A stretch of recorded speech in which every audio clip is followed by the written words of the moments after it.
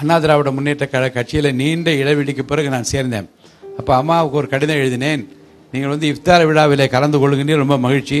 அதே போன்று கிறிஸ்மஸ் விழா என்று நீங்கள் நடத்த வேண்டும்.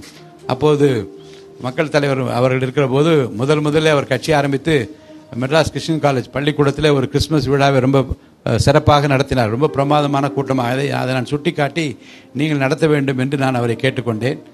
அப்போ 3 எழுதினேன். ஒன்று, உங்கள் வீட்டிலேயே வைக்கலாம், அல்லது ஏதாவது ஒரு வாழ வழியற்ற குழந்தைகள் இருக்கிற இடத்துக்கு சென்று நீங்கள் நடத்தலாம் என்று எழுதியிருந்தேன்.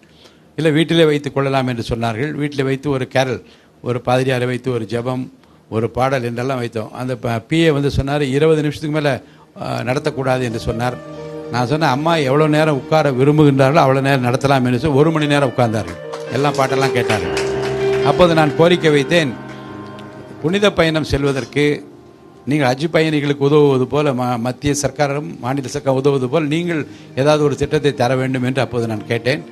அவர் அதை பற்றி விவரங்களை எல்லாம் கேட்டு வைத்துக் கொண்டார். ஆட்சி பொறுப்புக்கு வந்தவுடன் நடந்த கிறிஸ்மஸ் விழாவில் உங்களுக்கெல்லாம் ஞாபகம் இருக்கும், பிஷப்புக்கெல்லாம் கேக் ஊட்டி, அம்மாவுக்கு அவர்கள் கேக் ஊட்டி லைட் ஆடிட்டோரியம் நடந்த அந்த நிகழ்ச்சியில் புனித பயணம் செல்வதற்கு 20,000 ரூபாய் தருகிறோம் என்று 500 பேருக்கென்று அவள் அறிவித்தது இன்னும் என் நெஞ்சத்தில் நீங்காது இருக்கிறது.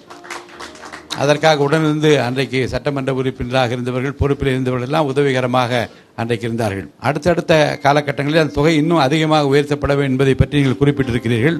1 லட்சம் ரூபாய் அளவுக்கு அதை உயர்த்தினால்தான் அது ஒரு கம்ஃபர்ட் ஜோனில் கொண்டு வந்து நிறுத்தும் என்கின்ற அந்த கோரிக்கையும் அரசின் கவனத்திற்கு, மாண்புமிகு முதல்வரின் கவனத்திற்கு நான் கொண்டு செல்ல கடமைப்பட்டிருக்கிறேன்.